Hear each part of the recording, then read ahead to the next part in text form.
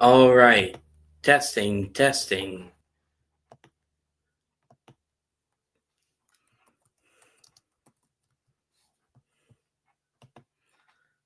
Testing, testing.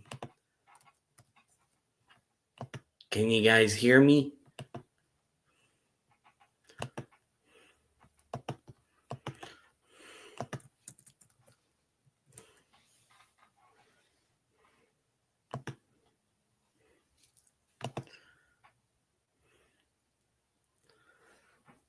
Testing, testing.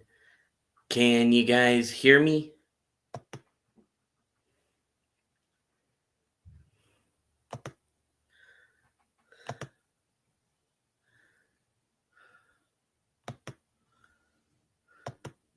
All right. So I'm going to go over saberspark's video on Chris Savino because we all know that I've been advocating for due process and and I'm going to see just how impartial Saberspark is on this issue because he got on Freedom Tune's case for being not partial enough. So let's see how he does at being impartial. 19th, 2016. But ironically, this announcement date would change everything. Because exactly 1 year later in 2017, it would be the exact same day that Chris Savino was fired from Nickelodeon. To many of his targets, it would be long overdue karma for what he had been getting away with behind closed doors for far too long. Yeah, what he's been getting away with, which all we have to go off of are testimonies and testimonies that show one side of the story. There's not really any evidence besides that I've seen that Chris is this evil Saturday morning cartoon tyrant, you know? Okay, so we've addressed the highs. Now let's get into the downfall itself. I'll talk about the allegations in a bit, but first, I think the timing of all this incident is an especially critical thing to bring up too. So in case you don't recall, public awareness of rampant sexual harassment in the workplace was at an all-time high in October 2017. And from what I recall, the Me Too movement was actually mostly women who want to take advantage of that. Because we all know that a lot of allegations back then were false. Like, I remember this one story about a kid who was arrested and fired from his job for breaking into a girl's house and raping her, something that there was no evidence for, something that the girl later admitted to lying about, and the kid still was in jail. Barely a scratch, barely a finger was lifted. So why why should we just believe all women still? It wasn't a good idea back then. Why is it a good idea now? It wasn't just a problem in Hollywood, but the most highly publicized cases came from there. Specifically with Harvey Weinstein being the first major case to capture the public's attention at large. If anything, Harvey Weinstein proves my point because he was accused on 7 charges, but he was found guilty of 3. Yes, Harvey Weinstein was a very bad person, but 3 out of 7 charges being true, even if those 3 were the big ones, that shows that not everything is true the first time. Suddenly, people well known for being predators inside the industry were getting publicly canceled, losing the protection they had taken for granted from major studios. They finally had to deal with the consequences once the breaking news response became too overwhelming for the studios to ignore. And I should get this out of the way before someone jumps on me for it. Yes, some of this was true. I'm pretty sure a lot of this was true. However, that doesn't mean that we should just accept all these allegations. In fact, that's what I'm trying to call for, us to put personal agendas and politics aside so that we can carry out due process. Like, how many times have there been a lack of due process and bad things happen to innocent people? The Salem witch trials, the victims of McCarthy. It's insane that we haven't learned jack shit from any of it. During this chaos, a private Facebook group was created by a community of female animators. They had united over their shared frustrations of sexism in the workplace. One of the first community posts was from storyboard artist Cheyenne Curtis. She vented to them about a predatory guy who tried to extort sexual favors from her in exchange for an animation mentorship when she was 22. And without her even naming them. I was around 22 when it first happened and desperately trying to break into the animation industry. He followed me on LinkedIn and through email and everything. He was fine, but meeting him in person, it escalated. Many of the commenters instantly knew exactly who she was talking about. How? How they know that? How they know she wasn't lying? Because all she did was share her story. Even if the story is true, why should people just take it as is? I really hope someone can bring something of substance to the conversation, because I feel like a broken record right now. Because they too had a similar experience. These animators had been forced to repress their stories of harassment and abuse for years. The accusations against Chris Savino had been piling up, and eventually, something was going to give. Now that shit-stain Harvey Weinstein was being taken to task, they had an audience that was now socially aware enough to actually hear them out. Finally, the survivors had a collective voice and numbers, and a traceable pattern of abusive behavior, all coming from the same source. What pattern? Is there any proof of this pattern? I mean, when Christians talk about their faith, they have to provide evidence.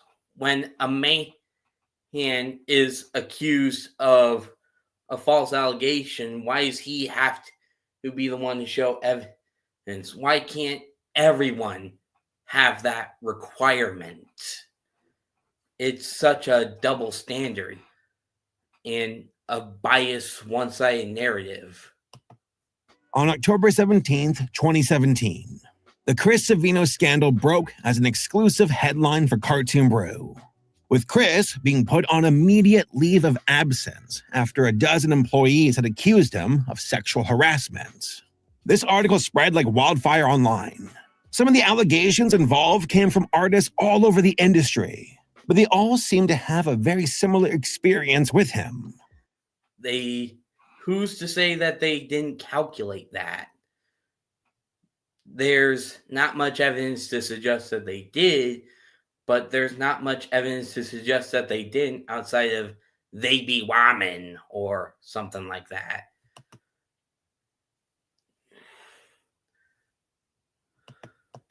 One anonymous source Cartoon Brew interviewed stated, quote, "I met him at Disney Channel while he was directing his show, Kick Buttowski. The first time, he was very nice to me. Then he got my cell phone number, and he kept in contact with me. At that time, I was 22 years old. One night, he started to text me drunkenly, asking me to prepare myself an alcoholic drink, giving me some recipes and having fun conversation about it. So it was very weird for me.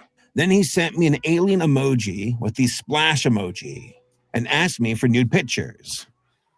So, if this really was over text, shouldn't you have provided the DMs, lady?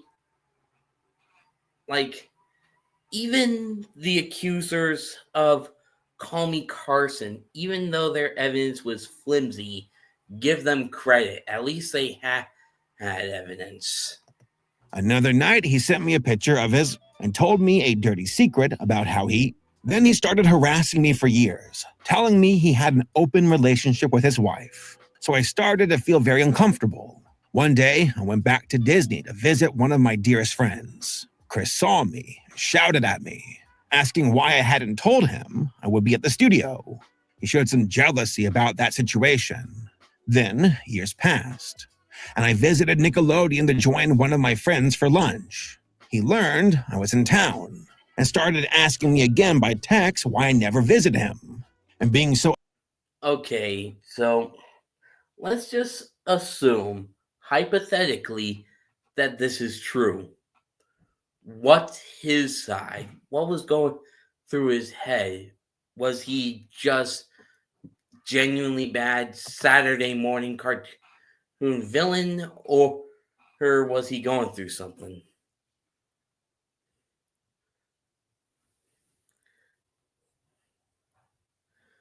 She mentions message logs, but there are no screenshots, so said log. Exactly, Loon. Exactly. Welcome to the chat, Vap. Glad to have you in my last video on this topic. That was one of the parts I was really wary about when it came to this video. Me too. But apparently, according to the mob, asking these questions means you're a misogynist or some shit like that. Annoying and aggressive. He also asked me to hook up with him before I left LA and told me if I would do it. All right, we're gonna skip. The impact was palpable between different rungs of the creative totem pole. Some of the targets chose to stay anonymous, either due to ongoing investigations with HR or for their own safety. But one of them went public immediately, namely animation director Ann Walker Farrell. She's best known for her work as the lead animator for seasons 1 through 4 of BoJack Horseman, and shared her story through a series of tweets posted on October 18th. During a later interview with BuzzFeed News, she expanded on how long Chris's behavior had gone unchecked after having her own incident with him 15 years prior. Quote, I was furious that he was still doing this to other women. It was this period of 48 hours, this storm. I went from, hey, here's the event in the distant past that happened. I think I was one of the only ones. I feel kind of crappy about it, to, oh my God, we're an army, end quote. I have so many mixed feelings about this because there's no, hey, maybe he's a fellow human just like the rest of us. Maybe he's essentially, I think what this lady, whatever her name is, Anne Frank, what she doesn't understand is that everyone sucks in one way, shape, form, or another. Let he who is without sin cast the first stone. And essentially, everyone loves casting stones, but no one's without sin. And yet, pointing that out means you're a misogynist or something like that. The floodgates were open, with new horror stories coming to light on a daily basis. Many of them New horror stories that don't have evidence. all tended to have the same pattern. Chris would target a new hire or younger woman looking for mentorship, with his behavior quickly shifting into demanding sexual favors for new opportunities. Understandably, this unhealthy power dynamic greatly impacted the survivors from speaking out. There was a very real risk of retaliation or being blacklisted. Oh, I'm gonna skip this because he shows nothing. Reported to Cartoon Brew followed this pattern, stating, quote, "This took place about 4 years ago. Chris was working with the development program at Nickelodeon. A woman close to me had a project that was being developed under his supervision.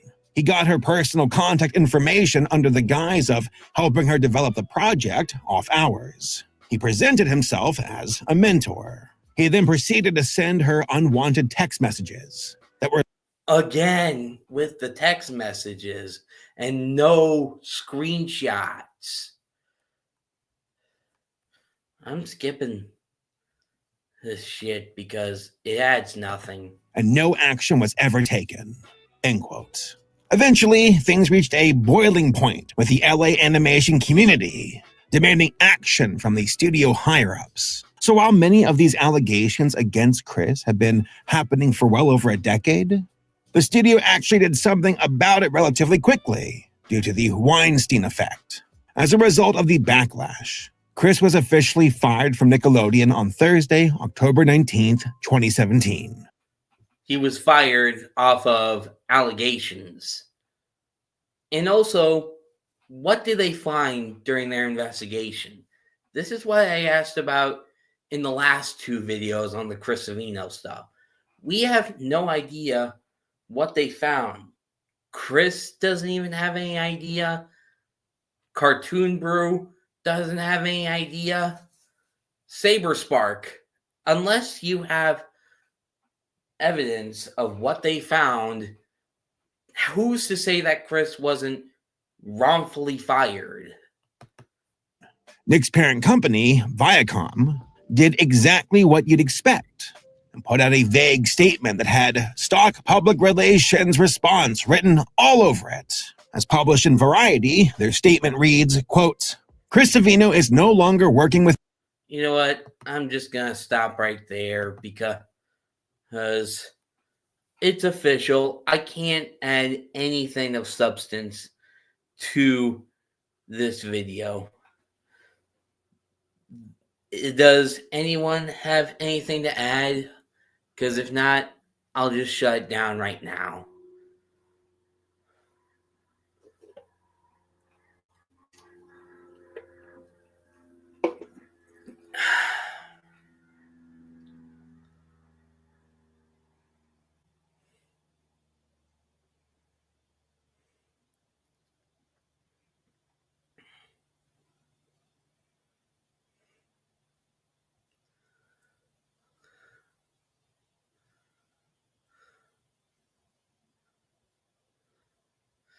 Well, I guess I'll put it away.